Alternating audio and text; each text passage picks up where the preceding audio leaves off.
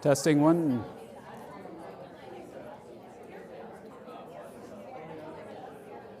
We're going to get started in a minute or two here.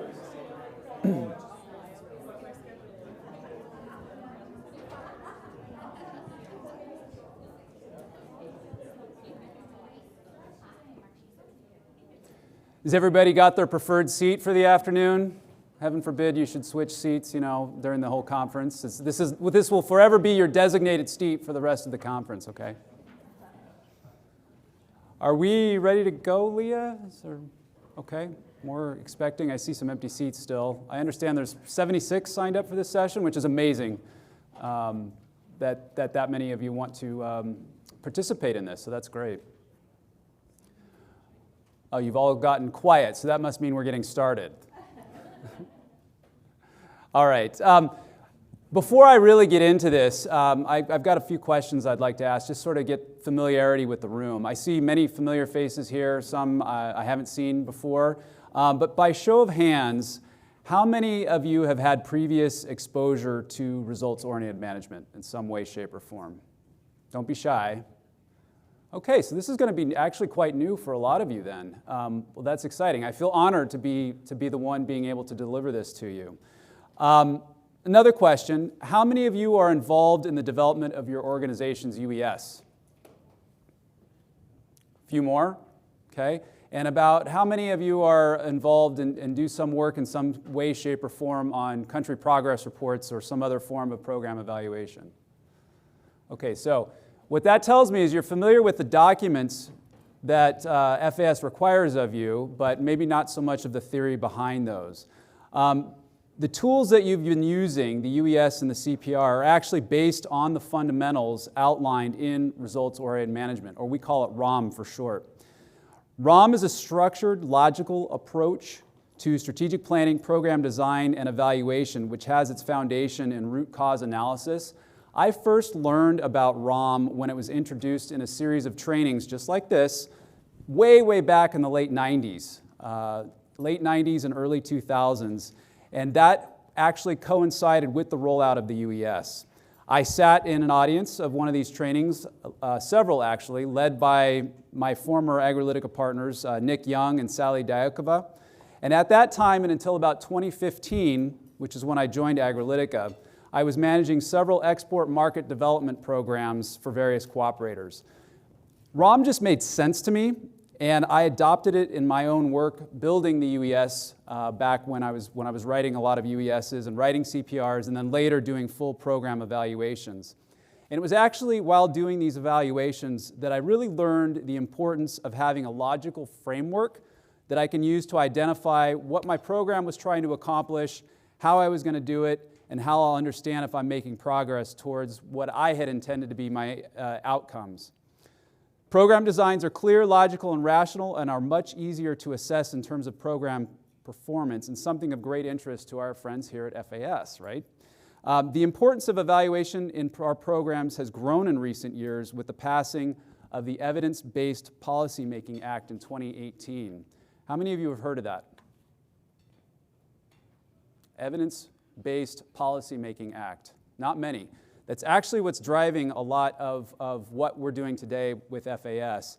The Act was established to advance evidence building in the federal government by improving access to data and expanding evaluation capacity. The Evidence Act required changes to how the federal government manages and uses the information it collects, emphasizing strong agency coordination for the strategic use of data. Now, you've seen FAS pivot in several ways to align with the Evidence Act. Notably, the establishment of the Measurement and Evaluation Unit. Evaluation's always been important, of course, but the Evidence Act provides FAS and other federal agencies with some ground rules. Fortunately, cooperator programs through the UES are already designed to help FAS align with the Evidence Act requirements. The UES is built with ROM as its backbone, offering a logical framework to present programs based in root cause analysis. That means the approach helps identify goals and objectives, provides a logical approach for identifying constraints or opportunities in pursuit of those objectives, and then invites you to design your strategies that directly link to intended outcomes, making it a lot easier to assess programs and easier for FAS to meet the Evidence Act requirements. More importantly, and this is critical, it's just good for your stakeholders, right? It makes it easier to understand what they want out of the program and how each of your organization plans to deliver on their intended outcomes. ROM really can help strengthen your program by establishing a clear connection between your plan and the results of that plan, then feed that into learning into program adjustments for ongoing improvement. Whether you're new to ROM or experienced with its tenets, each of you is spending very precious time here today because you're interested in reinforcing your understanding of the approach and how it might work for you. And that brings me what we're here today to accomplish. It'd be amazing, absolutely amazing, if you could all leave this room after our conversation today with a very strong understanding of ROM fundamentals. That'll tell me that I did my job right, okay? And then I want you to be able to use those fundamentals when you go back to your office to assess your own programs, starting from being able to express the goal or goals of your program, the rationale for the approach or interventions you propose to realize goals, and then finally, being able to draw a clear line between what you're doing in target markets and the results of that work in terms of advancing stakeholder goals. To realize these learning outcomes, we'll spend a fair amount of time today in a lecture format discussing ROM's underlying theory. Lots of terms, lots of jargon, lots of terminology that I'm going to try to relate back to the UES whenever I can. If there's something you don't understand, please feel free to ask. But then we have a second part of this session where you're going to get a chance to put that theory into practice, applying ROM to your own organization's programming through the interactive part of the workshop, where we'll work on articulating your organization's goals, assessing the rationale of your program, and then checking the program logic to ensure continuity and connectivity through program design. Now, with me today are several of my colleagues from Agrilytica. They'll be buzzing around the room during that portion to help answer questions and to provide guidance. ROM has been part of, guys, can you raise your hand? Sorry, they're bookending me here. I made a joke that they look like the monkey see, monkey hear no evil, see no evil, all lined up here. But ROM has really been a part of the UES process with the need for clear programming that leads to results that can inform future spending. Now, because of ROM's ongoing importance in helping to create a structure for FAS to meet the Evidence Act requirements, we were happy to volunteer our time today to ensure that ROM's core tenets remain fresh in everyone's minds and perhaps help you guys strengthen your programs and the results that they deliver. For your industry members, it's quite easy to assess performance. Typically, it's some combination of units sold at the highest price to maximize profit margins. You hear of return on investment a lot. That's easy for a company. That's easy for a company that has an order book that's selling something. Those indicators are fine if you sell stuff, but it's not so good for nonprofit organizations like yours. ROM was originally developed and adopted by FAS as it provided means to help ensure taxpayer funds were being well invested. It's intended to make it clear what taxpayer money is being spent on, why it's necessary, and to make it easier to determine whether the stated goals and objectives are met. Now, I've worked with a lot of foreign representatives over the years. Those are the folks that are implementing the activities that are in your UES. In the program design phase, when we're building the UES, I'll often get asked, what do I think about this activity? Or what do you think about that activity? My standard response to that is always, I don't know. It all depends on what you're trying to do with the activity. And that's when I start asking a lot of questions. Why are you proposing this particular approach? What are your objectives for this effort? Who are you trying to target? And why does that target need or want our product? What changes in target audience behavior are needed to advance towards the stated objectives? Only then, after you start digging and asking questions, only then maybe we can start talking about what activities might be appropriate. If done correctly, if you've asked all these questions and got the right answers, it should all link together so that you have a natural flow in the logic of why this direction and not that direction. Only then can I determine whether or not that one activity that my rep in Japan is proposing is worth actually doing. So if I've built my program from the beginning with a clear rationale and logic flow, then it becomes much easier to assess how the program's doing. In this regard, ROM serves as a platform for evaluating your efforts. Unfortunately, evaluation is often considered an afterthought in program design, something you might need for compliance. How many of you have sat to sit down? I saw a lot of hands go up when you were talking about writing the CPR. How many of you have gotten down, it's like CPRs are due, okay, in 2 weeks. Oh gosh, I don't remember that performance measure and I have no data to write that up. What do I do? And you're kind of stuck, right? ROM is meant to sort of back way up and think about data collection, data organization, how you're going to measure that success while you're doing the program design. ROM really brings evaluation to the forefront and forces program planners to think about how success of the program will be assessed. This should and does often affect program design because if the effectiveness of an activity cannot be understood, then perhaps there might be adjustments to the approach that can lead to clear outcomes and, more importantly, transparency in how funds are being used. In thinking about evaluation, it's really important to understand that ROM is not meant to be a report card. It's not meant to be a check on individual performance. It's not meant to list successes. It's not meant to catch a rep and say, oh, you're doing a bad job or you're doing a good job. It's about learning. And most importantly, translating those learnings into program improvement. That's what the CPR as a document is meant to do. It's meant to look at what you're doing, assess the situation, and then take those learnings to affect the future program. ROM's core tenet is something called the hierarchy of objectives, which can be a somewhat confusing term. Really, it means that there's a series of interconnected things that have to go in order, okay? Remember my example of that representative asking me what I thought about a particular activity, and I said, I don't know. I was employing the hierarchy of objectives with that, tell me more, okay? You need to know where you're going before you can figure out which road is best to get you there or which mode of transport is the most appropriate. The hierarchy of objectives makes it a lot more simple to understand what a program's trying to do and why one approach might be appropriate over another. It's meant to really help you focus your energy on what matters and where to look for evidence of progress of your efforts. The UES is designed with this hierarchy of objectives in mind. As you look at that example up there, that should look somewhat familiar. Those are familiar words up there if you're writing UESs.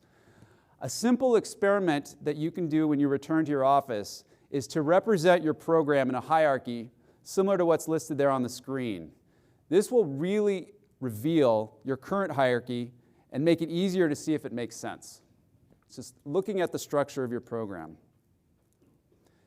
This hierarchy provides the basis for the logic of your program, which can be represented in a logic model.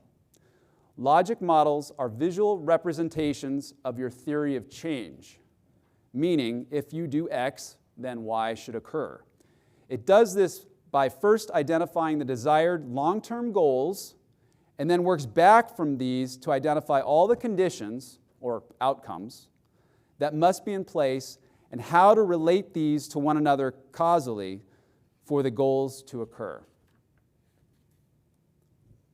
It does this by first identifying the desired long-term goals and then works back to make sure that all the conditions are in place for the goal to occur.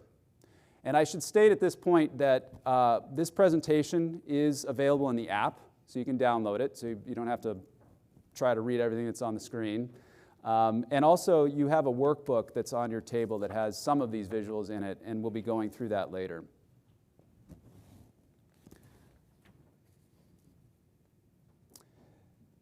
This is a logic model that actually likely represents many of your programs. And a copy of this is in page 3 of your workbook. So if you wanted to open your workbook and kind of look at that while I'm talking, looks like this.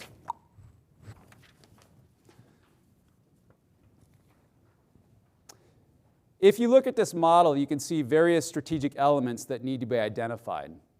This includes, what are you trying to accomplish and how successful is how success is defined in that effort? What audiences need to be influenced in pursuit of your goal?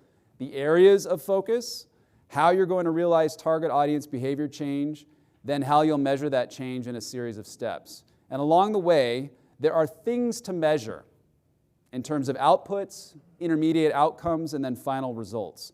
Now, for most of us, that final result will look something like a boost in demand for the product we're promoting, maybe increased market share or increased market access. This is very much a top-down way of thinking. A good hint that you might not be thinking top-down is if you have a collection of activities that you're trying to write your UES to fit your activities. I've been guilty of that in the past. For the precise reason is that I get all these really great sounding activities in from my field teams, and then I'm trying to put it together.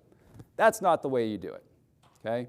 Rather, you want to try to understand first what you're working to accomplish, and then what's standing in the way of you reaching your intended end result. Only then can you decide which activities should actually make it into the UES. And if the activities are going into the UES, are they the most appropriate ones? Maybe an activity requires a tweak, but I don't know that unless I've been thinking about this from the top down. A good program design clearly specifies what obstacles must be overcome in pursuit of addressing those activities. Okay, it shows the relational link between efforts and results, and it should make it very, very clear what you're going to measure to gather evidence, how you're going to do that, and how you're going to bring those learnings into future planning efforts. In designing a program, this little one-word question can be your most powerful work assistant. Can anybody kind of raise your hand and tell me why is why the most important question you can ask? Anyone? Don't be shy. You can yell it out if you're afraid to raise your hand. Tell me more. Usually the first thing that you say, the first answer to why is not the root cause, it's just a symptom. Yeah, you're just scratching the surface, right? That's exactly correct. Once you can understand what's really happening, you're in a much, much better position to address the problem. Also, asking this question can help make sure you're addressing the right target, are employing the best possible strategy with the best possible tactics. There's a technique that first used by the Toyota Motor Corporation to streamline their manufacturing process. This particular technique involved looking at a problem or a constraint and asking why. Why ain't this working? What caused this problem? The answer will often prompt another why, and then another why. And it's said if you ask why 5 times, you're probably getting close to determining the root of the problem. This happens to be known as the 5 whys technique. The more formal name is root cause analysis. The idea here is to make sure you're working on the problem and not a symptom of the problem. Now, I've created an example here for a person that has a car that won't start. This poor sap woke up late for work, spilled coffee on their shirt, baby threw up on their shoulder, not having a good day. They're already late. They get out to the car, nothing. What's going on? Oh, the battery must be dead. I don't know how many. Anytime nothing happens I'm like, the battery's got to be dead. Battery's got to be dead. So you start digging in. I go buy a new battery. Well, it wasn't the battery. I needed to keep digging. Maybe it was the alternator. Why is the battery dead? The alternator's not charging it. Why is the alternator not charging it? Do I need a new alternator? No, the alternator works fine. It's the belt. The belt that runs the alternator's not working. Well, you kind of keep digging down and you find out, well, I should have replaced the belt and had that done in regular maintenance, and then I wouldn't be late to work and I could get on my way. But all along the stage there, if I didn't ask why and keep digging, I would have spent money on a battery, spent money on an alternator, spent money on the belt finally that fixed it all. How many people have kind of went through this with their mechanic before? Fishing for a problem, right? This is a really, really powerful tool to have in your arsenal to ensure your programming is effective and realizing intended program outcomes.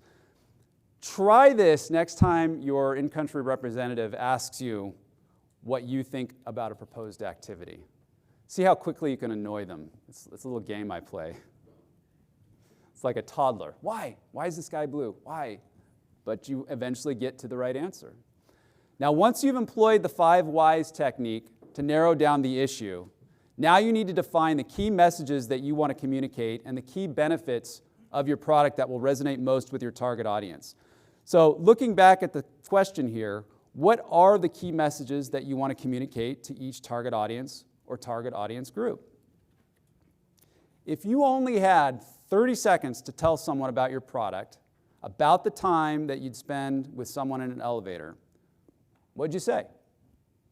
How might you describe that? What are the most important points that you would interest your target enough to make them want to hear more or choose your product over something else?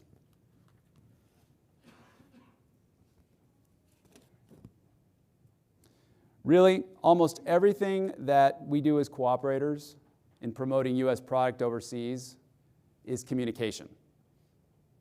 You're trying to convince target audiences, either directly or indirectly, to do something. This means you're developing messages that resonate with your audiences and motivate them into action. You guys that just stepped in the room, feel free to come in and fill in seats. I've been that guy uncomfortable in the back of the room, just waiting for a reason to walk through everybody. Just like the hierarchy of objectives, there are likely several different types of target audiences along the distribution chain for your product that likely need to be considered, not to mention end users. Using the 5 whys technique to make sure that you reach the right folks and that you're tailoring your messages and approach accordingly. Remember that I said almost everything that cooperators do in promoting U.S. products overseas is communication? There are other support activities that are necessary that aren't directly influencing your constraint, but that you need to do them in order to run your program. Research and other data gathering mechanisms are great examples of this. Evaluation activities are another example. Now, whereas research is important to understanding what a target audience already knows about your product and what they don't know, evaluation then is the process of understanding if a target audience knowledge base, or if a target audience is actually getting your message, and if the actions have changed. Have you actually done what you wanted to do? Are they getting message uptake, and are they doing something with it? To help simplify this process, think of this term APPB, which stands for awareness, perception, preference, and behavior change. Are audiences aware of your product and its benefits? What's their perception of these benefits? Are they using these benefits to their advantage and developing some sort of preference for what your product delivers? And has that translated into some sort of long-term change in buying or use behavior? Each of these stages form part of a communication continuum that requires you to adjust your messaging and likely how you deliver those messages as you help move your target audience through these different stages. And these stages can be illustrated on what we call the market development continuum. How many have seen or heard or thought about this at all? A few. Good. This is one of my favorite graphics, and I'm a consultant, so I like complicated graphics, right? That's what we do for a living. We get paid to come up with stuff like this. But this shows a lot of information on this slide. First of all, I need to turn my clicker on, is what I need to do first of all. What's this orange line in the background here? Can anybody kind of tell me what that represents? If it were to continue, it would be a bell curve. It would fall off over here and dump right into Andre there. It's a product life cycle, right?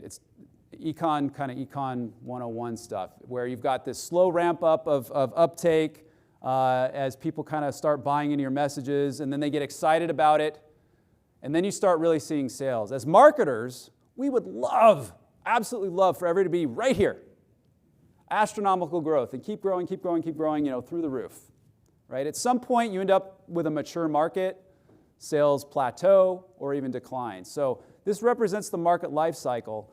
You slap the communication continuum over the top of that because it's people who are doing the buying and selling of your product. It's people who are taking the uptake. It's people who are making this product life cycle come to life for your product. And you've got to take people through a journey, several steps, in order for them to get on board. Okay, your product doesn't become a mature product overnight just because you want it to be, right? You have to do work. That's the whole point of your export programs.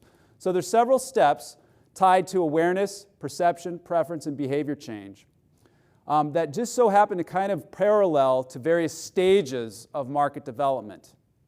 So we talk about new markets, we talk about emerging markets, growth markets, mature markets. Each of those market stages requires a different strategy. You're not using the same approach in a new market as you would in a mature market. At least you shouldn't, right? So understanding where your target audiences sit on this communication continuum is really important because it drives your strategy. And knowing if a target audience is taking steps along this development continuum, meaning they're gaining an understanding of your awareness of the product, awareness of its benefits. They have a positive perception about what those can do for them, if they can use them in their manufacturing process, if they work for them in their particular application. Then they're like, yeah, this is awesome. This is really working for me. I want to keep using this. That's preference development, and pretty soon you get to that, their behavior change, where they're buying your product consistently. That's where you want to go. The thing that prevents them from taking a step is a constraint. This is where your constraints come in. The work that you do is on a step. So you're doing work on a step to motivate a target audience to take that next step in the development process. And the things that you have to overcome are the constraints. So this should start to signal to you an understanding of, if I'm going to describe my constraints, I should be understanding of what does my target audience know, what do they not know, and how do I right-size my strategy to ensure that we're getting the best bang out of our buck for our program. So it's a really powerful way to kind of think about your programming and think about how what activities you're putting into the UES. The communication continuum is applicable beyond marketing programs as well and can be applied to regulatory decision making. I would encourage you, anybody who's doing trade policy, go ahead and take a picture of this slide because I remember when I first saw this slide, a representative of it 20 years ago or whatever it was, I really wanted to find it and I couldn't find it again because trade policy is weird and goofy and hard and it's difficult, and we know that trade policy barriers can often take years, if not decades, to address, and it's really hard to measure in any sort of incremental process. It's difficult to fit the trade policy work into sort of the UES box, right? You got trade policy activities, and FAS wants them in there, but you're like, yeah, but performance measures, weird, I don't know what to do. Refer to this. This can be helpful to you. You really can identify decision makers and incremental steps that are needed in order to reduce or remove a barrier. And so this can be useful in deciding what trade policy strategy to pursue and when, and can help your stakeholders and, importantly, your U.S. government partners to really understand the path to success and where you might be as an industry on that path. So in summary, most of what you're doing is communicating something to someone and hoping that motivates them to do something in furtherance of achieving your goals and objectives. And in order to understand the progress of your programming, therefore, Message uptake and actions are likely the things that you need to measure for evaluative purposes. So if you're wondering, what do I measure and how do I measure? Well, start looking at the development continuum, steps on that continuum, where your target audience sits, what's preventing them from taking the next step, and then that gives you an idea of what you're going to measure to see whether or not they've taken a step. And that leads me to sort of the final section of the lecture portion of today's workshop, which is measuring success. Now, Gustave Flaubert once wrote, "Success is a result, not a goal." Can anyone tell me what that means? Don't be shy. What might that mean? Anybody? Success is a result, not a goal. How many people kind of get hung up? Yeah, go ahead. Thank you for bailing me out up here. I was going to start dancing. It's like a success is a result of like certain objectives that you set out at the beginning. It's based on past work versus a goal that you expect success. Yeah, you said the key word there, which is objective. And a goal is the end result of the work, while success describes achievement on the various steps required to meet your goal. So objectives are the steps that you take in order to meet your goal. And so success is based on, did you achieve your objectives?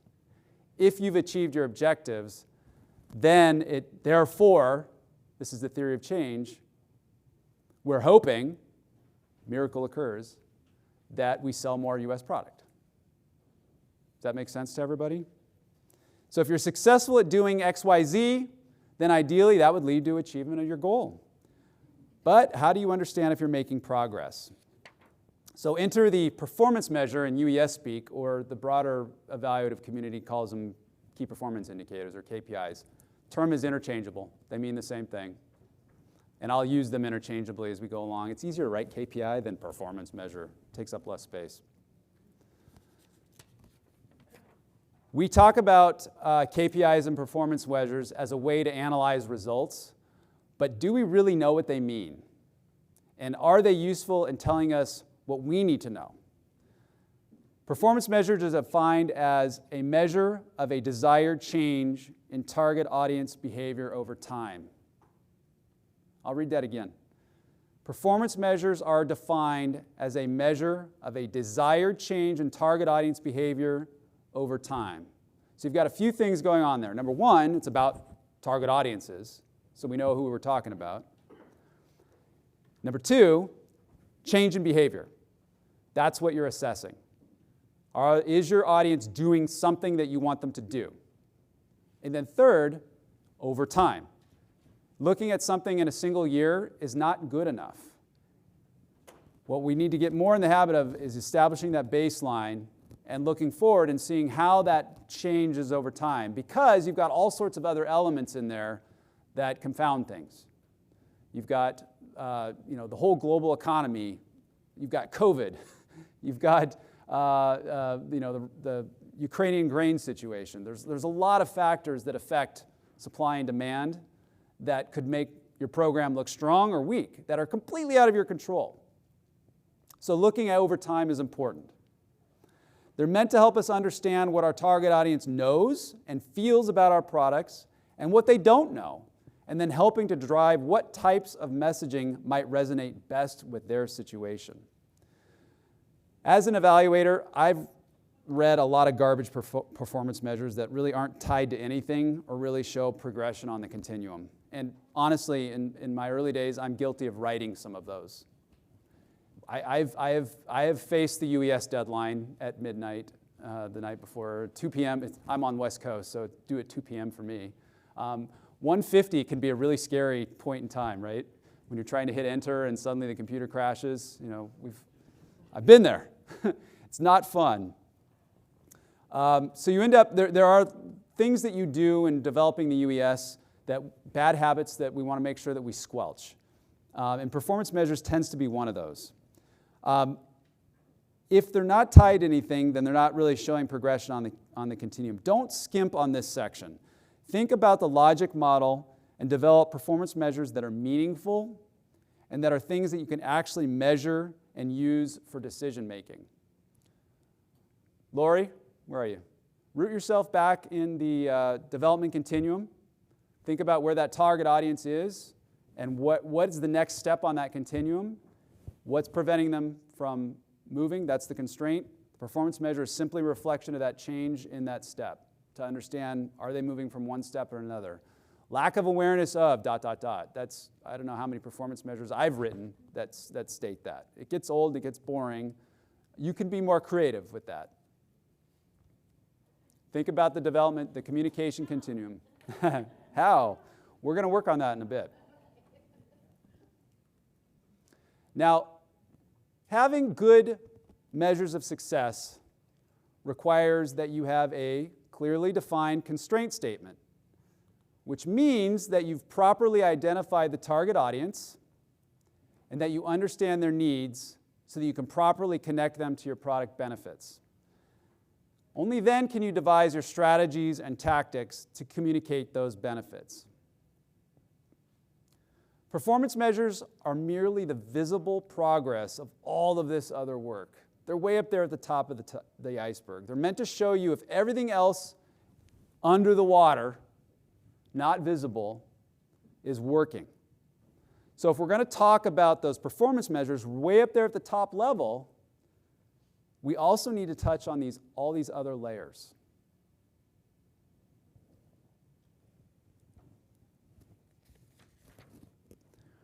This involves building into your program design and measuring various outputs, intermediate outcomes, and final outcomes. There are differences here in each of these measurement types that often get convoluted in the UES. There's often confusion between outcomes and outputs. Outcomes are the desired changes in the behavior of your target audience, and they're meant to show incremental steps towards your objectives. Whereas outputs are the measure of the work that you did as part of an activity. So if we look at that continuum, outcomes measures actually moving your target audience from one step on that development continuum to the next step. Outputs is merely the work that you're doing on a given step. You work on steps to motivate target audiences to take a step. That's all. That's all we're doing. Seems simple? Yes, ma'am. Can you give an example of an output? Oh, certainly. Butts and seats. So if I was being evaluated on this session, right, I think 76 people signed up. That is probably 2/3 more than I was thinking would show up and hear me prattle on for an hour. So to me, this is successful that this many people showed up. So we're not getting paid for this, so there's no checkbox in my contract or anything, but I think that's a good showing, right? Whether or not I showed up, whether the papers were handed out. So if you're in a session, it's getting people to your event. It's showing up at a trade show. How many people came by your booth at a trade show is another example. So people doing things that demonstrate the result of the work, direct connection to the result you did. Think about it as checkbox type of stuff that might be in a contract for one of your foreign representatives. Whereas an outcome is like, okay, what are you all going to do when you go back to your office? If I was truly evaluating this event, I'd reach out to each of you and I'd say, well, hey, what'd you learn? Did your understanding of ROM principles grow? Yes or no? Did you employ this into your UES planning cycle? Yes or no? I laid out my objectives, remember, right at the beginning of this session.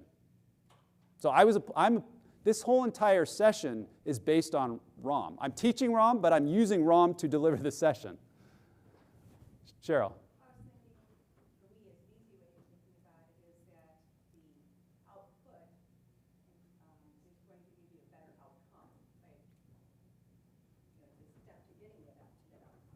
Yeah, that's a great way to think about it. And this might either help things or confuse things, depending on how much you like eye charts. This shows sort of all of the various levels in the market development process where data should be collected and used for decision making. So Cheryl, this builds on the exact thing that you were just saying. If I were to start from the top, that's the ultimate, what are you trying to accomplish there? What's the goal of your program, or what's the constraint? The element that describes what that is on the left, and then how you understand success is on the right. So if I'm starting at the bottom, that's the outputs. That's the measure of the work that you did as part of an activity. And as I was explaining earlier, it's more administrative. Are you administering the program as effectively as possible? Does your rep get their paycheck? Are they doing their job? And then you move up, performance measures, or KPIs. That's a measure of the desired change in target audience behavior over time. That's about thinking about what your audience thinks and feels about the product or the service. That's the awareness, perception, preference. And then moving up a little bit higher, the objective level.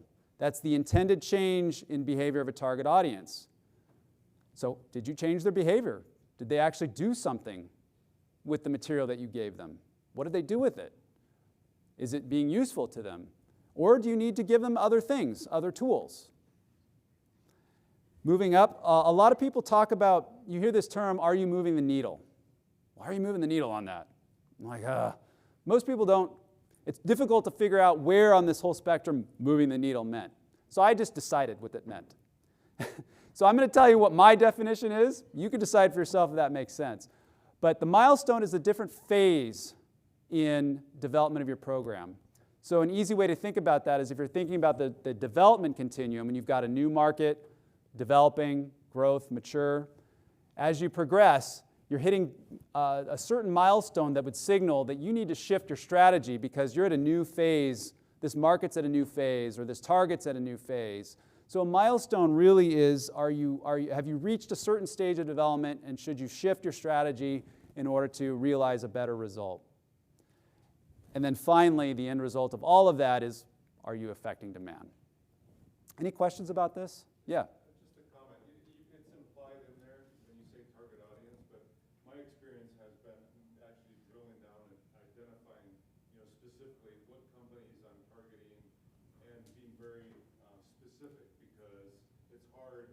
Early on, I was like, okay, I'm targeting so many people, but one person changes, but the others don't. Do you measure them all? Yes. The industry, if you can. So picking out who your indicators are going to be, well, then you can extrapolate about a larger audience based on what the target audience does. Yeah, thank you for bringing that up. And I don't have this topic in my presentation, but what you're describing is something we describe in the ROM guide as a key account system. So figuring you have 80% of the market is determined by 20% of the players, right? There's a few key people that make up most of the market usually. And those are the ones that you want to reach out. So those would be your primary targets. Those are the ones that you want to direct your program towards. There's also secondary targets, tertiary accounts. Well, tertiary would be even further down. But those related that might also come to the session, maybe they're not the decision makers, but they're staff that might be decision makers in 5-10 years or something. For your program to be effective, if you have the ability to segment your targets, absolutely you should do that. And identifying a key account is the best way to do that. We talk about the key account conveyor. And you can think about that as if you have that development continuum. As you're educating target audiences and they're moving up that development continuum and gaining more and more, and pretty soon they're at the top. Pretty soon you have a mature market. How many of you have sat in front of your board of directors delivering a presentation and they're talking about a mature market? They want to keep piling money into a mature market. Oh, we can't back out of that market because we've always put money in that market. This helps you to honestly stand in front of your board and saying, you know what? We won. We can plant the flag of victory and move on and move to the next set. It doesn't mean you back away from a market. You just might be looking at a new set of target audiences and bringing them up through the system. Do you ignore those that you've spent all that time working through? No, you have a maintenance program. That's a really, really difficult thing to do with your board, but if you can figure it out and get them on board, it's magical. Because it gives you all of the backing and the foundation to be able to stand up there and honestly say, we're not mature yet, or we are mature. I once had a group that was trying to, all the market research was telling me that we should go into a certain market, and one of the key board members was saying, no, we shouldn't go there. It's too hard to do business there. I'm like, okay, and I'm not selling, right? So what leg do I have to stand on? But I'm looking at all the market research, and I'm looking at it from a generic perspective, and I was like, you know what, all the things say that we should do this, and that's what the foreign government funds are for. They're for making those investments in new areas and building the inroads for the commercial sector to come in and fill up. So I convinced them to do that, and it's now their largest export market. But at some point, they were trying to tell me that it was mature. I was like, no, it's not. And I was able to plot on the development continuum where the target audiences sat and explain that we're not there yet. These are the metrics that we've established as an organization for how we know success is defined. This group's not there yet. So they kept on it. And they kept realizing growth. So it's really, really powerful if you can get it to work for you. Any other questions about this?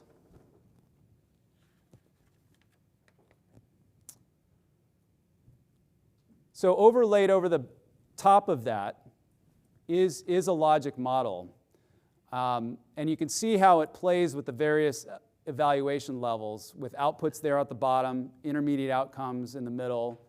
And again, that's looking at awareness, preference, and perception. And then the final outcomes at the top, which should be the visible by some sort of observed target audience behavior change. So thinking about the logic models, thinking about steps, thinking about stages. So to summarize, always think top down. Remember that there's a hierarchy of things to do and things to look at. Don't skip steps. Make sure the hierarchy shows a clear, rational, causal linkage between the work that you're doing and the intended end result of that work. And make sure you're focusing on where you can have an impact and where you can understand if you are having an impact. This should translate into your UES as very specific constraint statements, performance measures that make logical sense and tell you something about the progress of your program, activities that are designed to address the issues that you've identified or realize the opportunities that you want to pursue, and that you have an effective data monitoring and collection plan in place to make sure that you can understand results, learn from it, and adjust programming as necessary to remain effective in reaching your goals. So that concludes the sort of the lecture portion of this. So we're gonna start digging into the workbook and working with you more one-on-one on the room to actually put some of this in practice. And this is great. We've got about an hour and 10 minutes to kind of work through a logic for your own programs. And you can work independently. You can work, ask your partners at the table what they think. If you've got members of your organization that are here with you, I would encourage you to sort of sit with them if you're not already and to kind of work through some of this. But this is going to be a guided tour through the process. We don't have a ton of time to spend on each section. It'd be about 10 minutes or so. Normally, this type of session that I would do with groups would be a half day or even a full day, where we're really working to build out a program and understand what the program's trying to do and so forth. So I'll guide you through this process, and I have my Agrilytica colleagues here to help me with that and to answer questions and to kind of buzz around the room and see what's going on. I won't be on the, once we get into that interactive portion, I'll take myself off the overhead mic. But just to kind of give you a reminder of where we are in the session. So we just covered theory, that's the stuff above the orange line. So now we're going to get into goal setting and how you might do that. assessing your program rationale, and then looking at the logic of your program. So those are the steps that we'll walk through, and then you have a workbook there to help you with that. Again, we're basically going to be scratching the surface of this, so don't panic if you're not getting everything answered correctly or if it's not the right words. What I'm really hoping that you'll do is take this tool back to your offices, sit down at your conference tables with your staff or with your teammates, or get your foreign reps on a conference call and start working through this together. I would encourage you on the back of the workbook, there's a QR code to download the copy of the ROM guide, which is available, for free. So I would encourage you to have that open. If you need help falling asleep, I would encourage you to read it from front to back. But it's got a lot of great examples in it. It covers all the things that I've talked about today, and it goes in a lot more depth and detail. And of course, feel free to reach out to us if you have questions about any of that, or if you want us to bring ROM to your company and help walk you through this on your own. The approach that we're going to take here kind of follows those three core areas that I've been talking about: setting goals, assessing program rationale, and then checking program logic. For setting goals, we're going to be looking at how you explain the intended end result of the FAS-funded market development efforts and your definition of success. And then assessing program rationale, we'll look at that by assessing the capabilities of your product and your organization, determining who you might target, and then working on some prioritization exercises. And then finally, understanding the logic of your program by identifying constraints and objectives, summarizing strategies, and then finally looking at the performance indicators that might make sense.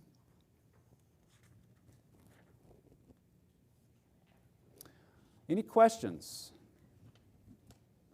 All right, so if you all can take out a pen and your workbook.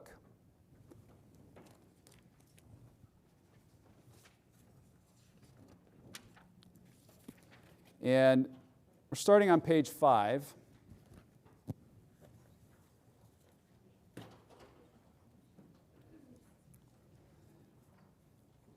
You don't have to get the words 100% correct here. But we'll kind of walk through these as a group, and I'd like you to write down relevant to your organization, relevant to your situation, relevant to your industry. Try to answer these questions as best you can. And this information you use to develop your program eventually. What the end result that we're working to get at is to be able to write a clear, concise activity description that contains all of the elements in the hierarchy. So if I'm reading that activity description, I'll know who you're targeting, why you're targeting them, what you're proposing to do, and how that's going to contribute to the greater goal. So all of this is sort of building on that end result of being able to write a good activity description so that when your rep does come in from Japan and says, what do you think about this activity? You can walk them through the whole process and decide if that activity is really worth it, and then write it up correctly. Most importantly, you want it to make it so that it's easy and meaningful to evaluate, not just sort of happenstance. Any questions before we get going? Okay, feel free to talk amongst your table mates, bounce ideas off of each other, but we're going to go ahead and start on this first one. So what are your organization's industry members looking to do with the products they produce? The language here is goofy, but what I'm trying to get at is put yourself in the industry's shoes. What are they trying to do with their products? Go ahead and you can kind of write that down.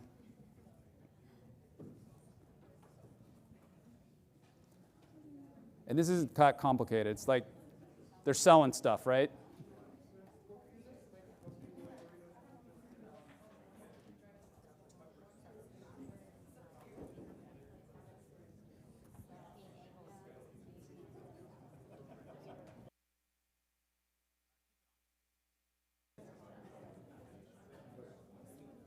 Just watch me for this.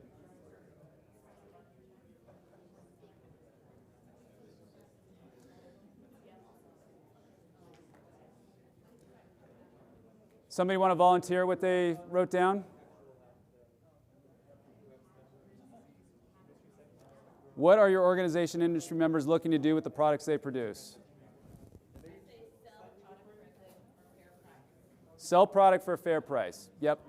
Most commercial companies, that's what they want to do, right? This isn't meant to be a trick question or difficult. They want to sell stuff. Here's a little bit more in-depth part of the question now. We're on to B. Why do your organization's stakeholders, so these are your board members, your governing body, whoever you decide is your stakeholder, why do they invest in export market development activity? What are they looking for out of the organization?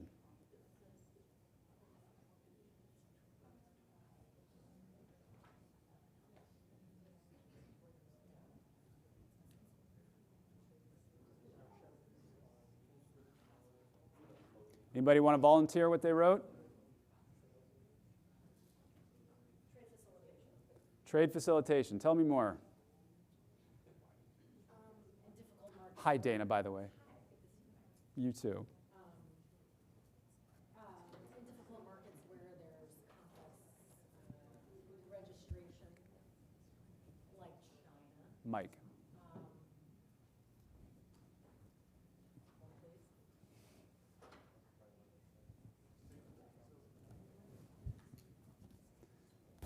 Go ahead and say it in the mic so everybody can hear you. I said trade facilitation because in difficult markets, like for example China, where there's complex regulatory requirements, sometimes you need a local expert that can help navigate and handle some of that work for you, whether it's dealing with the foreign government or the trade. Yeah, trade facilitation. What's another reason? Cheryl, you have your hand up? Yeah, I would think to increase market share and to also let them know the superiority of how superior the U.S. commodities are. Yeah, good reasons. Good reasons. Generally speaking, it's sort of the theory behind investment in organizations is that it's much more difficult for individual companies to accomplish certain things that a generic promotion organization can get out there and do on behalf of the entire industry, right? Do you have another? Generate economic returns for the United States. Yeah, you're going big. I like it. So let's move on to the next one. What is your organization's role in supporting this effort? Take a minute or so to write that down. I kind of already gave you the answer.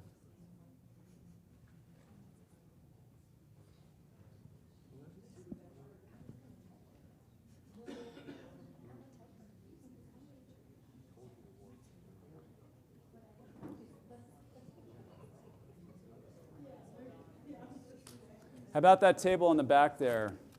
What's your organization's role in supporting this effort?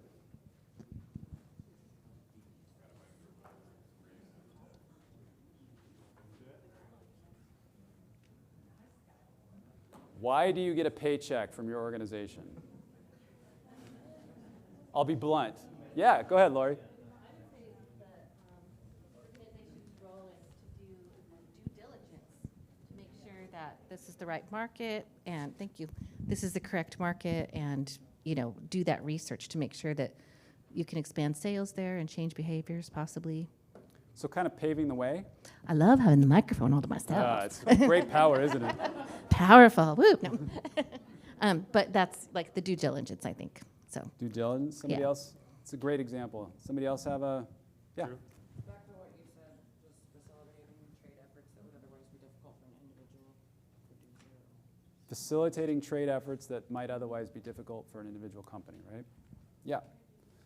Okay, now the piece de resistance is D there. Based on the information above, what's your goal? How many groups have a strategic plan that you operate under? How many don't? Maybe that's an easier question. Or how many, honest question, be honest, how many groups' strategic plan is kind of something that sits on the shelf and you don't really look at? Yeah. the goal should come from a well-written strategic plan. So kind of think about, even though it might be mothballed plan or you have no idea what it is, that's probably what your goal is. If you don't know what it is, or if it's mothballed, you might want to consider taking that out and thinking about it a little bit more. Strategic plans are important. They're not meant to sit on the shelf. They're meant to drive the entire program. Somebody want to volunteer their goal?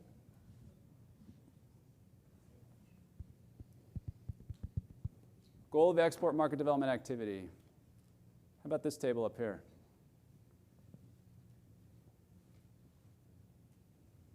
Am I picking on you guys? Oh. But that's okay. What's your goal? Thank you. I think it's simple as increased demand for my product. So increase the demand of grapes from California in export markets, call it mature or new markets at the retail level through activities that attract shoppers. You know, maybe that's too big of a goal, but Well, the first part of that, say it again. increased demand of our product. So grapes from California. Period. Export. Yep, There you go. that's your goal. It's very simple. Increasing demand. For a lot of us, that's what the goal is. Cheryl, do you have something else? But I think this covered it, to educate. To educate groups to again, what is the end result of that effort, though? Oh, no, I don't want to talk on that. What's the end result of the education effort? Change of behavior. At what? What's the end result of that? See what I'm doing here, guys? Yeah, you're, What am I doing? Why? What? Why? Yep. oh, sales. Sales. Is there anything beyond that? Is sales really the root goal? There could be, right? You could talk about market access, you could talk about market share, you could talk about number of new markets open. There's a lot of different things you could talk about, but at the end of the day, most groups are focused on sales. So, if that's your goal then, how do your stakeholders, define success?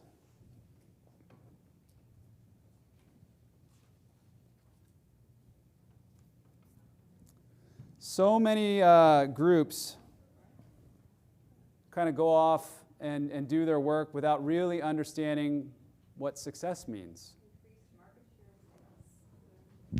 I don't know, I can't answer it for you, but just like everybody has a different definition of what success means. And collectively, as an organization, as a group, in your marketing plan, you need to decide what success looks like before you get started. Because if you don't have that definition nailed down, then you don't know where you're going. And you won't know if you've gotten there yet. So, anybody want to volunteer how their organization defines success? How about this table up front? You guys have some good information up here. How does your organization's stakeholders define success? Increased exports and sales and increased market access for potatoes. Does that sound good, guys? Who might have something different? Yes. So return on investment. Tell me more. What does that mean? A return on thank you. Return on investment for our programs. So we're the Western U.S. Agricultural Trade Association, making sure that we're fully utilizing our funds and making sure that we are reaching out to companies and that they are increasing their export sales. So I was going to quiz you and ask you what return on investment is, but you just gave me like 5 reasons why. So nice work. Thank you. Yeah. If there's a caution, there's a pitfall rather, if you talk about return on investment. Everybody wants, what's our ROI of that? We can't do ROI. We can't, because we're not selling anything. Okay, what's the ROI of message uptake? What's the ROI of changing hearts and minds? That's the kind of thing that we have to look at. So be really, really cautious when anybody starts asking about ROI.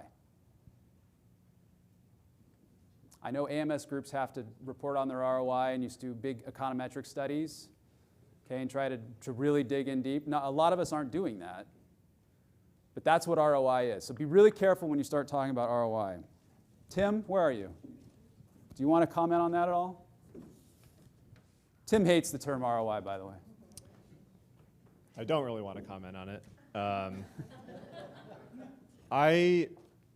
For cooperator groups, I much prefer the phrase value for money. It gets at the same idea as ROI does, but it doesn't, it sort of obviates the trap of, ROI means something very specific. And the return in ROI, in all of your cases, is probably export demand.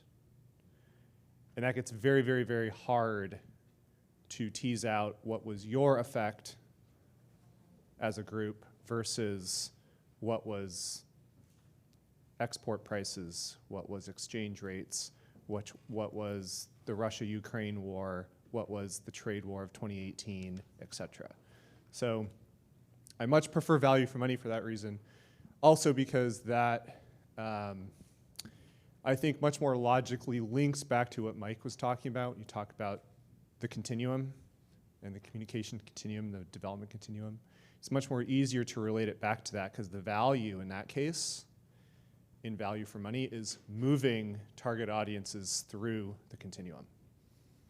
So, Thanks, Tim. And when we're talking about success, I'm going to go and ask you guys to start working on letter B there. Describe how the situation will look to your stakeholders if your organization reaches their goal. I always like to ask the question about how does the world look if you succeed? What does the situation look like? Because then that gives you something that you could observe. If you can describe how the market situation looks, how the ideal world looks if you've succeeded your goal, then that will give you a clear idea of what your definition of success might be.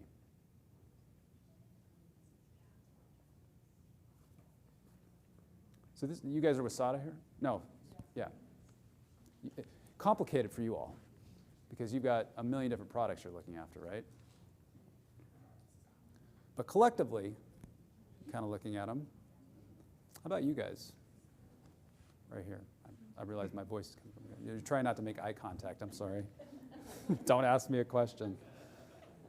How does the world look when you succeed your goal? Hey, Kevin. Nice. A million years. How does the world look, Kevin, if you succeeded your goal?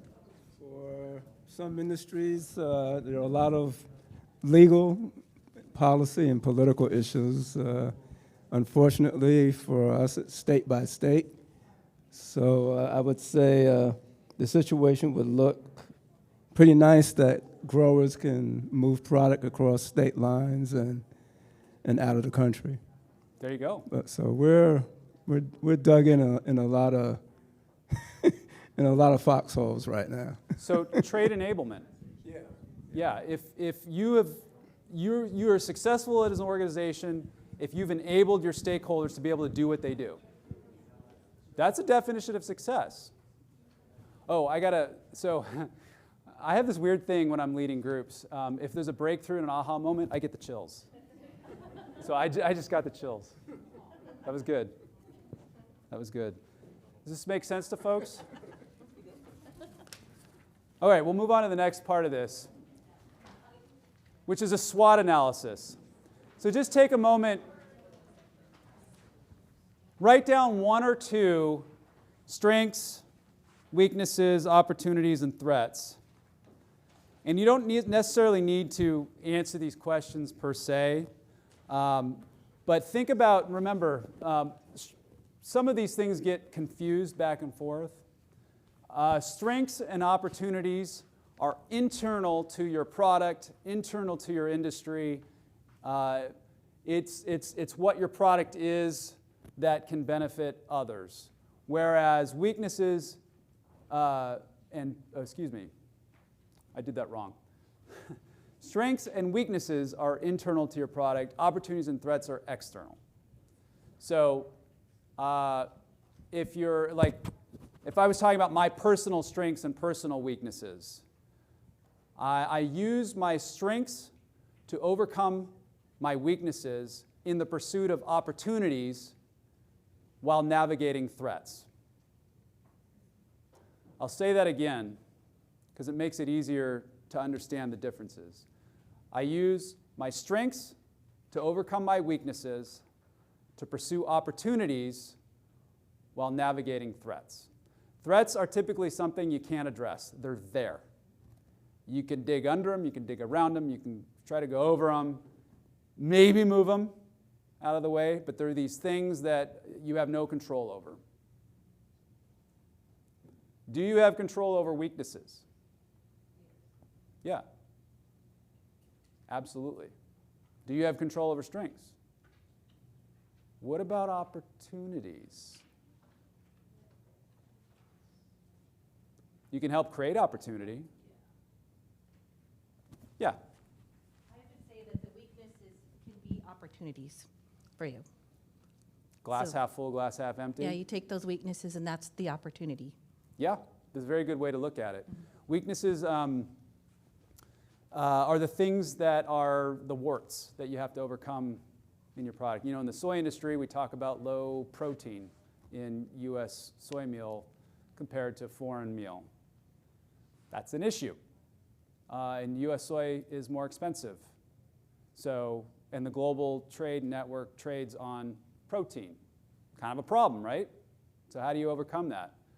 Well, they did some research and determined that, in fact, the amino acid content that makes up the protein is actually better. So they turned their weakness into a strength. Boom. And they're trying to communicate that. So go ahead and take a minute or two to write a couple strengths, write a couple weaknesses, a couple opportunities, one or two, and threats. These are going to be later. You're going to use these as the basis for developing strategies. So don't just blow through this, think about it, but come up with some kind of good key statements that you can really hang your hat on for your product or your organization that would resonate with your target audiences.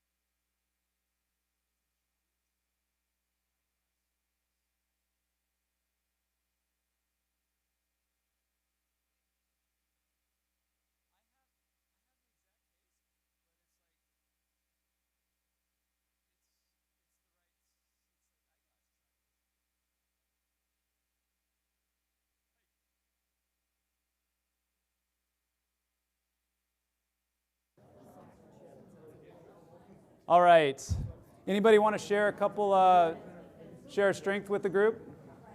How about this table in the back over here? What product are you guys? What's some of your strengths? I'll go. I'm with the Distilled Spirits Council. So one of our strengths is that our product is distinctive. So bourbon and Tennessee whiskey can only be made in the U.S. Very good. I think that's a very big strength. But what's the flip side of that? What's the weakness? Some of the weaknesses that not everyone recognizes those distinctive labels that bourbon and only Tennessee whiskey can be made from the U.S. So that's definitely one of the barriers we're trying to overcome in other markets. I guess definitely some weaknesses for distilled spirits is, age limitations and health concerns, and, promoting responsible drinking. Yeah, I think that'd be a very appropriate weakness, yeah. How about you guys here? How about some opportunities?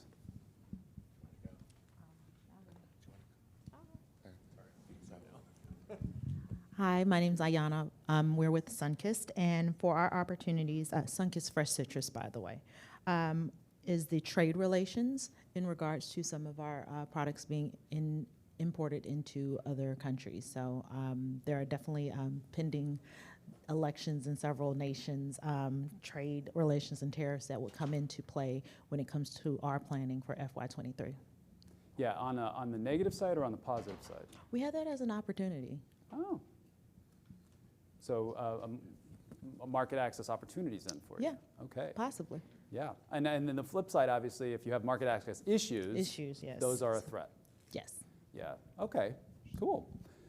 The idea here is just to kind of make sure there's threats and opportunities often get confused between the two. Just remember internal, external, harmful, helpful, things that you have to navigate versus things that you want to pursue. Any questions? How many people do SWOT analysis on any sort of regular basis? Couple? Few? I start every strategic planning session with a SWOT. Frankly, the market situation changes a lot and doesn't change a lot, right, from year to year. The U.S. might make it seem like everything is kind of the same, because if you read the programs, they sort of read the same from year to year. Frankly, that's because you've got the same tools in the toolbox that you're using to address issues. So the U.S. could look stale in that regard, but it's the SWOT analysis that really makes that come alive, because the way you use the tools, how you apply the tools, when you apply the tools will be different depending on the situation. So that's important to realize. It's good internally to do that. It's really good to do it with your boards if you don't do it on a regular basis, just to kind of re-up that. And for sure, when you're updating your strategic plans, it should be part of that process as well. All right, let's move on to the next section. Determining targets. All right, so think back to your goal or goals. You can look back at that page. Who do you need to influence in order to reach your goals? And you should be specific. Generalized target audiences are fine for kind of general talking, but when you get down to the nuts and bolts of it, different target audiences have different needs. It's really important to understand who they are and adjust your programming accordingly. Your program should not be a one-size-fits-all program. So who do you need to influence in order to reach your goal? Who's going to help you? Whose behavior do you need to change in order to do something to reach your goal? And we'll go ahead and fill out the next couple of these. What did that target audience already know about you, and where might they be placed on the communication continuum? This might not be something that you could answer here in the room today.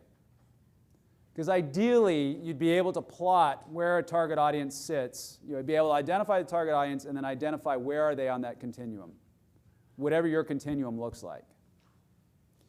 So I would encourage you to kind of think about this well ahead of the UES period, because this really is what should drive your programming. How many people in the room sort of have consumers as a target audience? Direct audience. How do you segment your consumer target, or do you? You don't. What product are you? Oh, tart cherries, yeah. So who is your, if you don't segment, what do you do for consumer promotions? Social media, mainly. And how do you direct what messages to include in your social media? I don't know. I just started 60 days ago, so. I'm still learning. So I'm assuming you probably have a PR company. Yeah, yeah.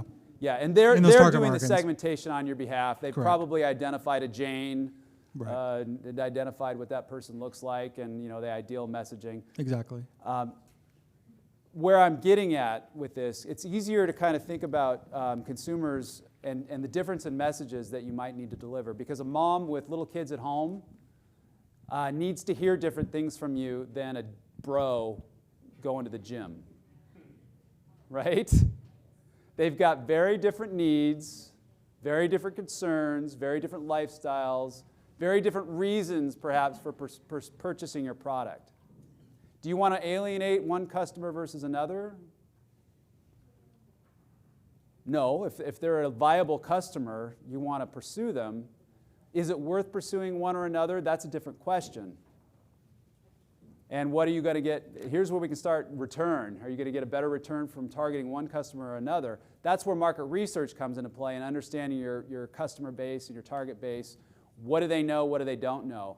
Having that knowledge and information gives you that baseline for being able to establish a program. Don't be afraid of market research. Market research is really important. I'm with the U.S. Midwest Blueberry Council, and for us, the target audience is not just the consumer, we also have the trade, because they bring the product in, so you have to influence them too. Absolutely. So tell me a little bit about when you say the trade. I'm guilty of that too. The trade is a lot of different levels. So give me an example of who you would include on the trade. He's got the microphone there so we can all hear. When I say trade, I mean the importers in each country. So we work directly with them, and we also work directly with the suppliers in our country to make that connection in between the two. So our targeted audience in the foreign countries are the trade or the importers, and also the distributors, the retailers, all of those. There you go. So once I kind of, you started with importers, and I was going to ask you, well, are there any more? Yeah, of course. Is the messaging the same or different for those different levels? Totally different. Good. So for the consumers, we go into the level of interest of each consumer or each segment that we are targeting. But with the trade, it's more educational on the benefits of the product. So. Yeah. At the end of the day, they've got different needs, right? That should be reflected in your UES. It's really easy for us to write, I'm guilty of it, because we all know how the system works. Trade. Trade has a lack of awareness of my product. And then I just throw all the activities under there because it's a lot easier. But we know that that's not probably a good way to do it. Stop thinking about the UES as a way to get funding from FAS. Really think of it as a strategic tool. And if you're not doing it in the UES, do it elsewhere outside of the UES. Because your messaging should be different. The trade is not one entity. And what each level of the trade needs and requires of you is different. Any questions about that? All right. Prioritization.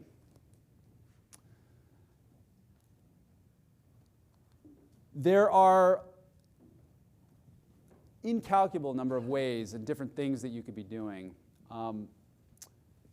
I've sat in board meetings where, hey, can we go do this? I traveled overseas and I saw this really awesome thing, and I think we should invest in Yugoslavia. Yugoslavia doesn't exist anymore, right? Yeah, exactly.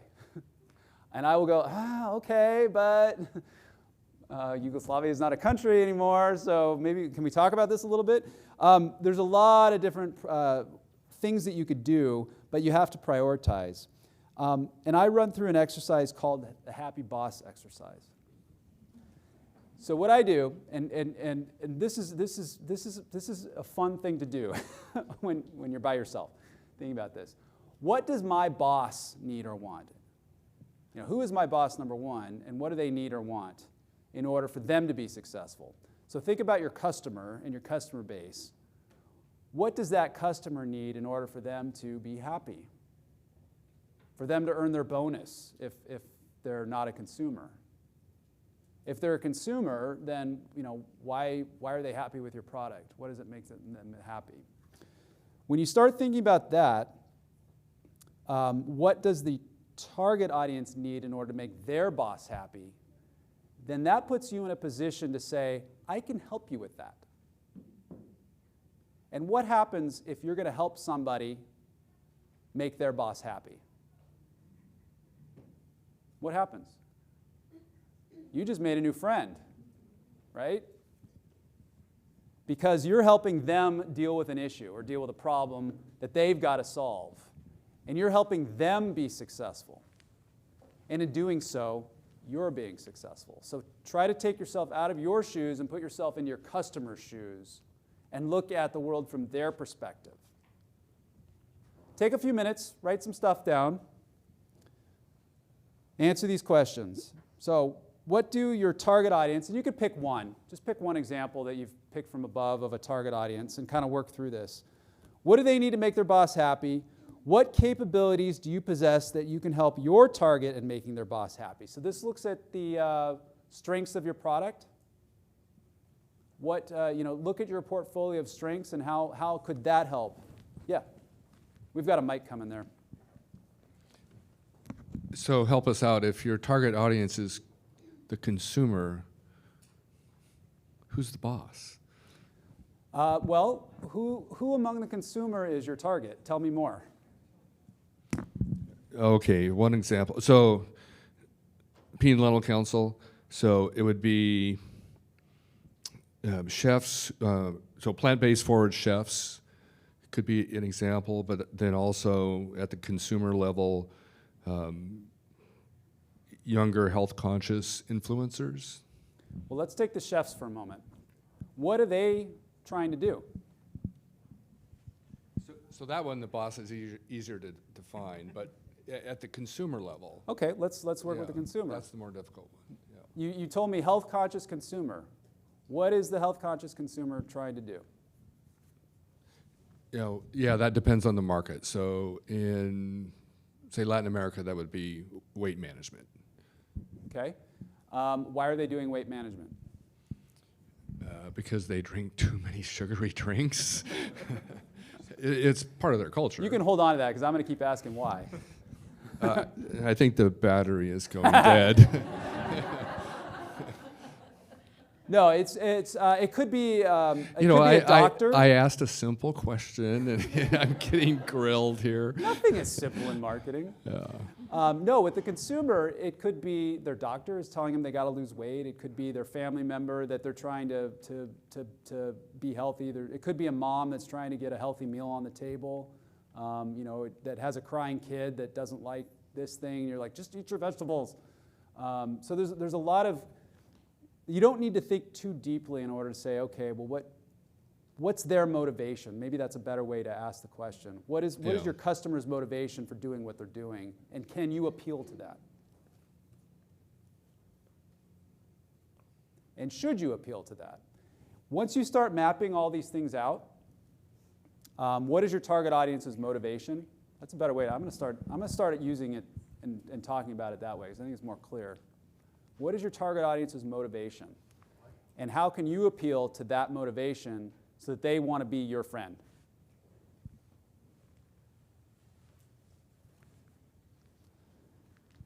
Then you could start identifying, well, how can your organization help them? And that's the next question. What are 3 ways you can help keep your target audience happy and help them satisfy their boss's needs or wants, or help them satisfy their motivation? You should be looking to your product benefits to help motivate that. Once you get that mapped out on a whiteboard or wherever you want to go, then you can say, okay, where's our greatest opportunity looking at this? Where can we have the greatest impact? Where can we have the greatest level of influence? And you start circling things. Oh, this area, this group, that group. There should be things that are left off the table. You can't do everything. You have finite resources, you have finite funding, you have finite people to do the work. So where should you focus? And then finally, you summarize the priority areas for your market development effort. So this is the kind of thing that might lead you to say, we're going to focus on retailers and not consumers. Because reaching the consumer target audience and trying to get their uptake costs a lot of money. Because there's a lot of them out there, and it's each individual consumer is making a single decision. Whereas if we go to the retailer and at least get it on the shelf, we can do consumer promotions to help support the retailer, but the real focus is on the retailer, not on the consumer. That might change how you do your promotion. And I'm not saying you shouldn't do consumer promotions. Don't get me wrong that way. But the motivation behind it might be different, and your perspective on why you do it might be different. And be okay reflecting it that way. Be intentional. Any questions? Anybody want to volunteer? Anybody have something spelled out of a priority area that they've honed in on? Or is this something better done back at the office? Yes, thank you. We've kind of come up with like educating suppliers, making connections, and then providing funding to the suppliers. It's like 3 areas of priority for us. Very high level. Tell me how you got to those. What was the logic behind why you pick one of those and tell me what the logic was behind that. So I'm particularly interested in giving funding to retailers. I think it was the last thing you said. To suppliers. To suppliers. Suppliers want to sell more, and we can offer them connections, education, and funding. And then directly to the supplier? Yeah. And then we came up with those basically as our 3 areas of priority. Excellent. Anybody else have another example?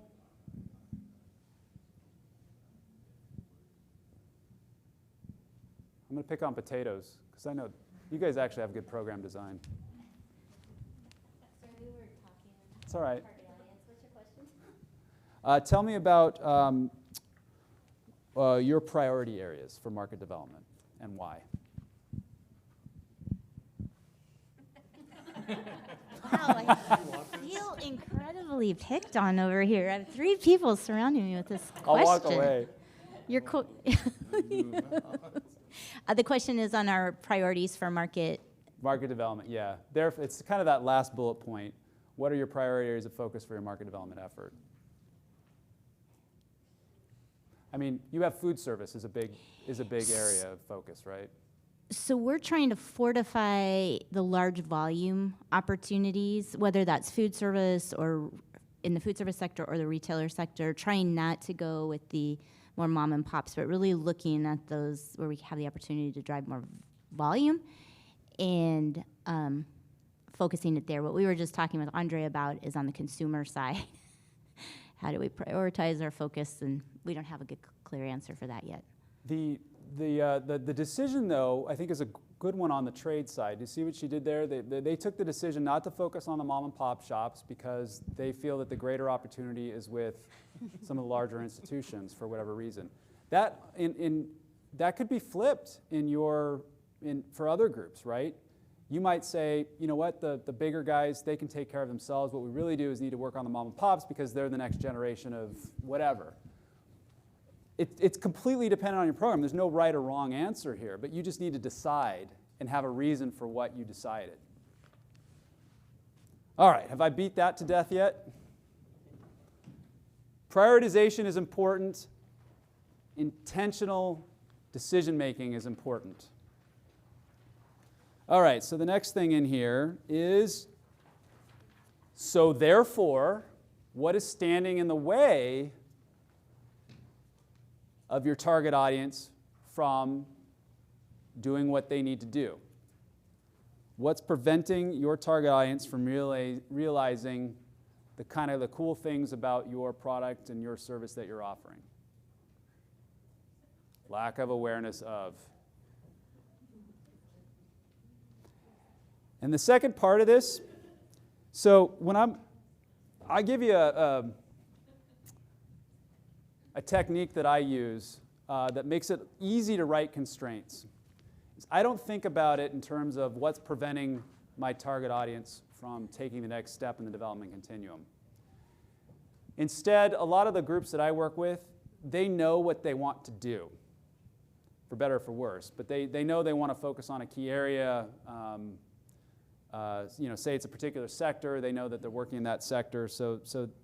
And they know that generally maybe it's lack of awareness in that area. But they've driven the prioritization by making objectives, saying we're going to go in that direction. We've done market research. We understand that's an area of opportunity. So think about it in terms of opportunities that you want to pursue rather than constraints that you're going to address. But then, once you kind of think about that, then the objective should write itself.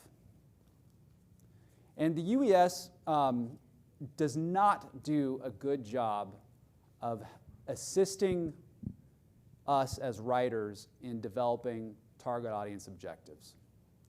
Technically, that's supposed to be in the long-term strategy section. Actually, Toastburn. I learned from Toastburn. He writes a good UES. Yeah. Toastburn writes a good UES, and he had a way of expressing target audience objectives in the long-term strategy section that I thought was really good, and I've adopted that in my career. What is the intended change in target audience behavior? So pick one of your target audiences and write down very clearly, restate the target audience in itself in the name, and talk about what the behavior change is. Not what you want that person to do. Okay? An objective should be written in the present.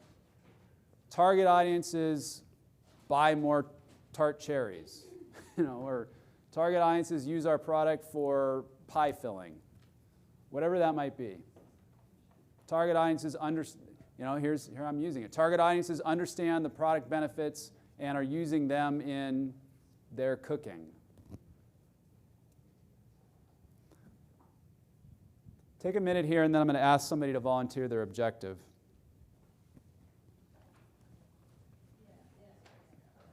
Who haven't I picked on in a while? It's back. I haven't picked on you guys in a while. Target audience objective. Anybody got something?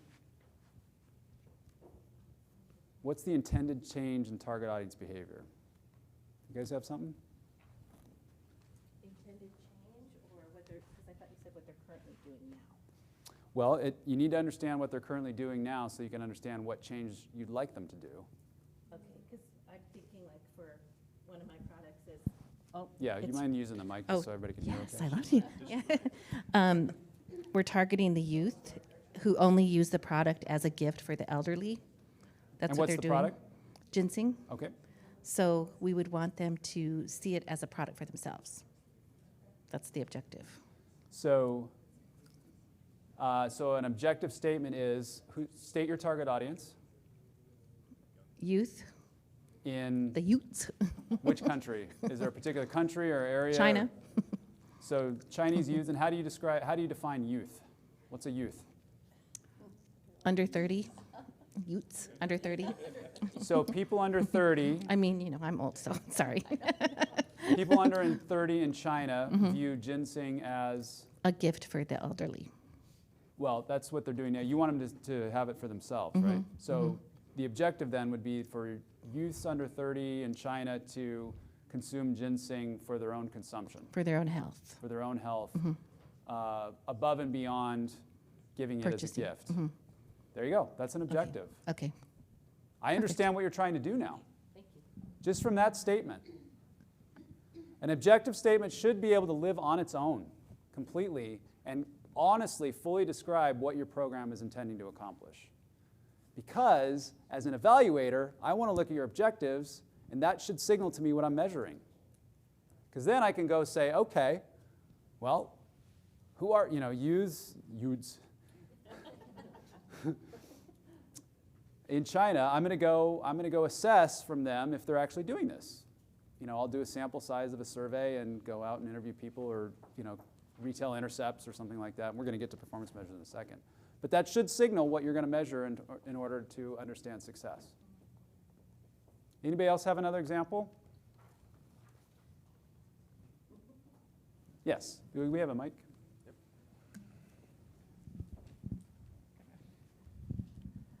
All right, so we have a lot of different products that we represent. So this is generalized, but we would say that international chefs are using Western products in their restaurants. International retailers are displaying Western products in their stores. Foreign families are serving Western U.S. products on their dinner tables. Yes. I think those are fair objectives. Kind of get a sense for what we're looking for there? You guys look skeptical or tired. Make sense? All right. Next part of this then is strategies. This is has anyone ever used the TOES model? Yeah, what's TOES? It's actually SWOT backward. I didn't make this up, I swear. It kind of gets you to think about, it takes your existing strengths, weaknesses, opportunities, and threats and then spins them so that you fill out the boxes. So you don't have to do this now. You can do this at home, maybe do it with one. But you identify, take from your SWOT analysis and copy over the strengths, weaknesses, opportunities, and threats. And then you write statements in each of these boxes where they intersect. So in this first box here, strength, opportunity, which of your strengths ideas can be used to maximize opportunities? Which actions can you take to minimize weaknesses using the opportunities we identified? Strengths, threats. How can you use your strengths ideas to minimize threats? And how can you minimize weaknesses to avoid the threats that we identified? If you start developing these statements, that becomes your strategy. It's connecting directly to the market situation. It's linked back up to the goals that you identified. It's contained in the target audience descriptions. It's meant to be sort of a starting point. Try it with one kind of combination of things. Let's see, I'm going to see how much time we have here. 15 minutes, Mike. Yeah. I think this is an exercise best left for you to kind of do back at the office. But definitely do it. Do it on the plane ride home. I found that I actually started, when I did this exercise, I actually started coding different statements there. And I learned all kinds of new things that I was like, oh, I didn't think about looking at the program this way, or consider that as a strategy. But it does reveal sort of the direction that you might think about taking. And when writing strategies, and I have another slide on this in a moment, strategies are higher level than tactics, right? And they should be action-oriented. So educate, influence, organize, provide. Inform. And always in each one of these, always restate the target audience. So inform, insert target audience about the things that they're lacking or the things that would motivate them to satisfy their boss. See how it's all sort of coming together now? Any questions? We've got two more sections, establishing performance indicators and then writing your activity descriptions. Performance measures. How many people struggle with performance measures? I do. You can be honest. They're hard. They're hard because usually you don't have a lot of money devoted to measuring anything against them, and they're a checkbox and they're super annoying. But they're not. If the reason they're that way is because I didn't think about them good enough. I didn't think about them well enough ahead of time. I don't know if that's proper English or not.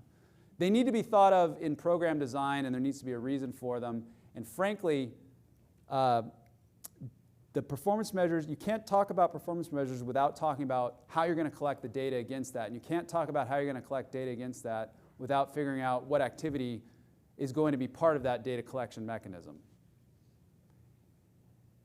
Don't let evaluation drive your program, but it does have influence on it. If you can't measure something, if you can't understand impact, you really need to think about whether or not you should be doing that. And I know you've heard that before. And there are things that are really, really hard to measure. I get it. I get it. And that's where you really kind of need to, I think, work through that a little bit, because you do need to measure impact. You do need to understand progress.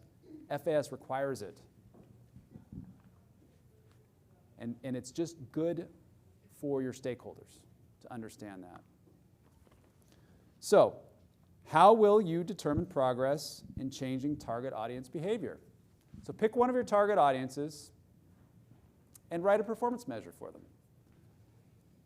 So presumably if we've spent, a 4-hour half-day session doing this, you'd have very, very clear target audience definitions. You'd have very clear statements about what the target audience needs are. You've done a needs assessment. You've lined that up with the benefits of your product, so you've done a needs-benefit alignment. And then you've developed messaging that communicates your benefits of your product that satisfy the target audience needs. Now, and you've done market research to understand where that target audience sits on the development continuum. So you understand what they already know and what they don't know, and you're about to educate them on what will help them take that next step in the development continuum. So let's write a performance measure. Go ahead and take a moment, maybe look up your UES and put one down. And then I'd like to ask somebody to volunteer what their performance measure is. And we can, if you think it's awesome, please volunteer. If you think it's maybe not so awesome, please volunteer and we can workshop it a little bit. We'll spend a couple minutes on this. Yes? Let's grab a mic here. So something we've been struggling with is right now we do use ROM for our within our UES for KPIs, and we went through the awareness, the knowledge, the willingness to try, and then preference, and we've been able to reach consistent purchases. So like a number out of like 10 companies buys U.S. corn. So what I've been struggling with is I work in Western Hemisphere, so more growing markets. So when we are reaching these consistent purchases, so like 10 out of 10 companies they're buying consistently U.S. corn, how do we move those performance indicators forward? Because I feel like I'm kind of just like in a limbo, just kind of at a halt, and it's a market too that it's influenced too by price and what's happening in the global world. So it's important to keep them there since it is a growing market, but I don't really understand how to move them forward. Yeah, so there's a couple ways to think about it. The key accounts system is going to be my kind of first response because you're looking at a set of target audiences, you're moving them through that system. Presumably you've got them covered and then you're supporting them, but then you're looking at the next crop. If it's a developing market, there's always that next crop of new people coming in. If it's a market where it's these 10 people and it's probably only going to be these 10 people and the rest are just not important, and if you have succeeded in getting them to where you need to get them, then you've got two options. You probably got more than that, but two main options. Do you say we've succeeded and plant the flag, or do you develop a different continuum? What is, they may have gotten to a certain level, but is there another set of stairs that they could climb? An example might be raw product versus processed, or line extensions. So say there's like I'll take the cranberry industry for example, because I spent 15 years working on cranberries. You get into a certain point with juice, cranberry juice. They've all figured it out. They're all drinking cranberry juice. That wasn't the case, but they're all drinking cranberry juice. What else can we do with cranberries? How else can they be used? Well, enter anybody have a craisin before? Dried cranberry? Those were invented in 1995. Ocean Spray invented those in 95, which when I was doing cranberries wasn't that long ago. It's a little bit long ago now. New product, still cranberries, still same sort of benefits, but different usage ideas, different target audiences, honestly. Suddenly that moved us into baking. So suddenly I had a whole new set of ladder to deal with. Now, you can't control what products are coming out of the industry, but maybe you can. Market research looking at hey, there's an opportunity for potato chips, potato puree. Almond Board does this all the time. Is anybody from the Almond Board here? I don't see anybody.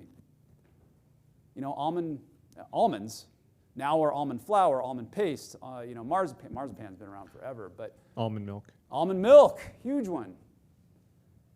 It's a whole different extension. So it's a different product suddenly. Yeah. Okay, and then one last follow-up. So if we're doing consistent education with these buyers, do you recommend us keeping the performance measure focus on consistent purchases, since that is a continuous program that we do every year, and just get rid of the willingness? It depends on how you define success. Okay. So depending on what success looks like for you, and I can't answer that, you and only you can decide if you've succeeded or not. Yeah. Yes. I appreciate the key account approach on paper, and we use it. As the devil's advocate here, though, I would like to hear your thoughts on, do we really have enough transparency built into our systems, in most cases as cooperators, to really know if the data that we're getting from our regional offices is as useful as mass balance measurements of sustainability? I mean, I just don't think there's enough transparency in the system usually, but tell me I'm wrong. I would love to be wrong. No, I'm not going to tell you wrong because you're right. What I think, it depends on the type of rep structure that you have. In some cases, your foreign reps are staff. In other cases, they're consultants. In which case, their value is in their lists that they own. So why do they want to share that? Their customer base is, it's their relationships that they've coddled, not you haven't coddled them. They've coddled them on your behalf. So I think that's probably a little bit, is that a little bit kind of what you're getting at? Yeah. And then is anybody really using technology to try to create transparency?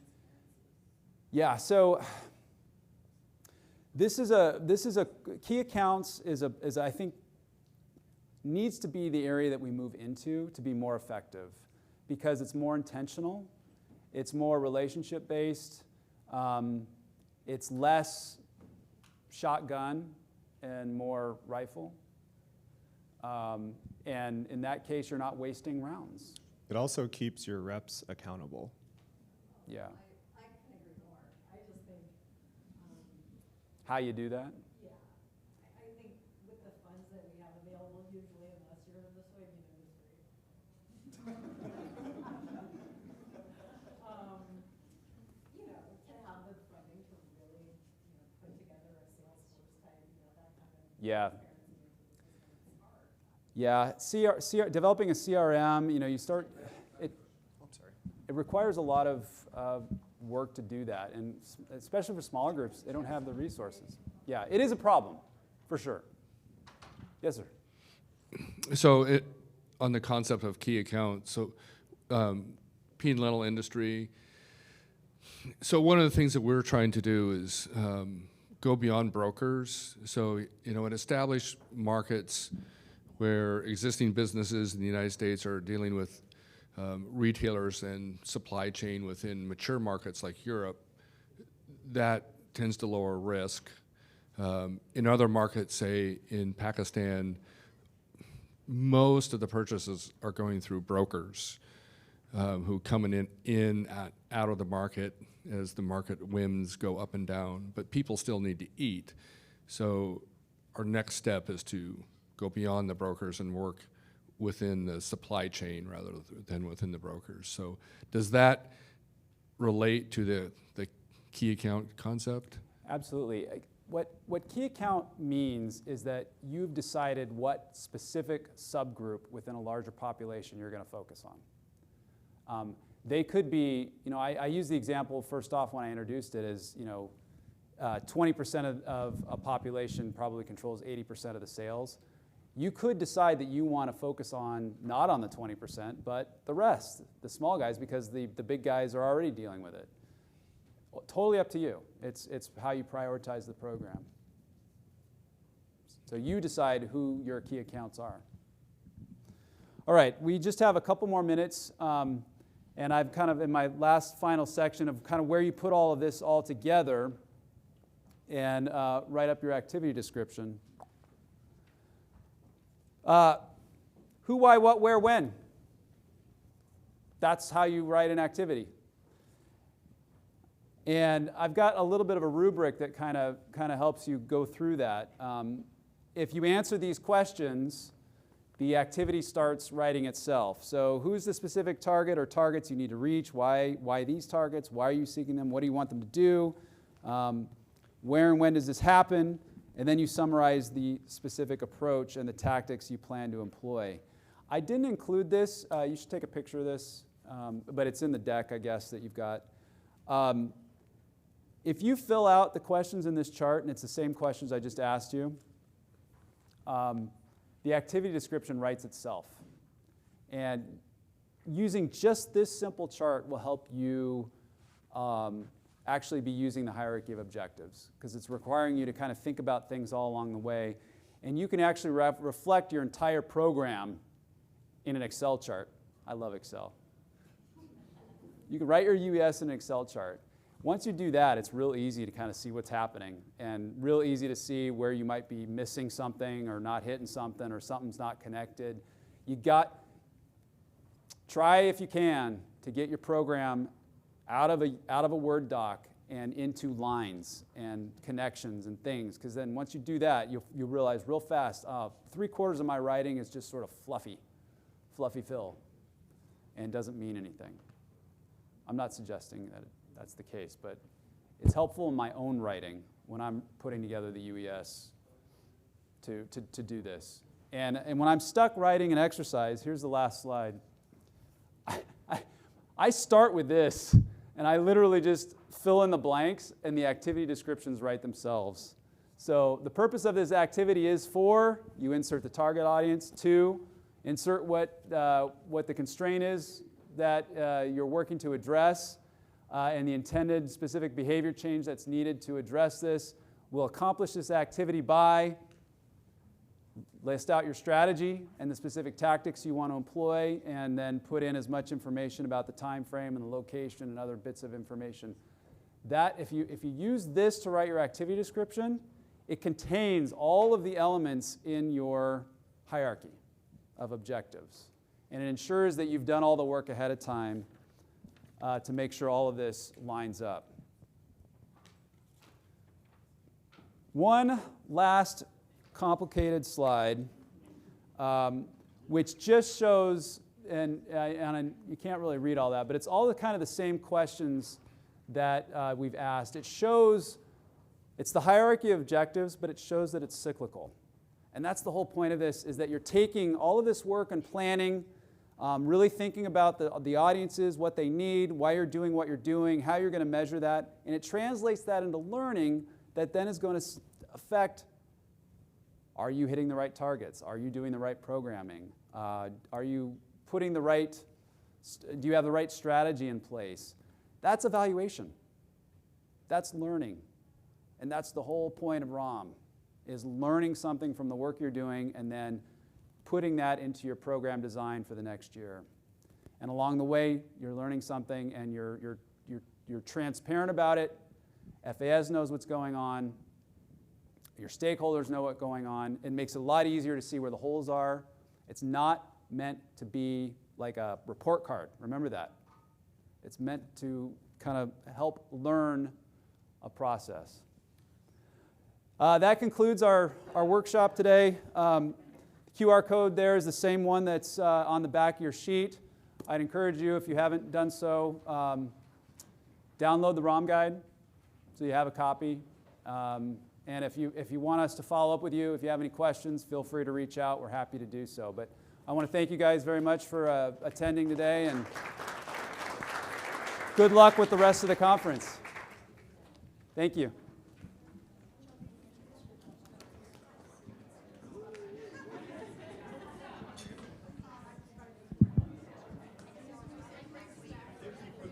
I think he's just leaving the other one up there. Okay.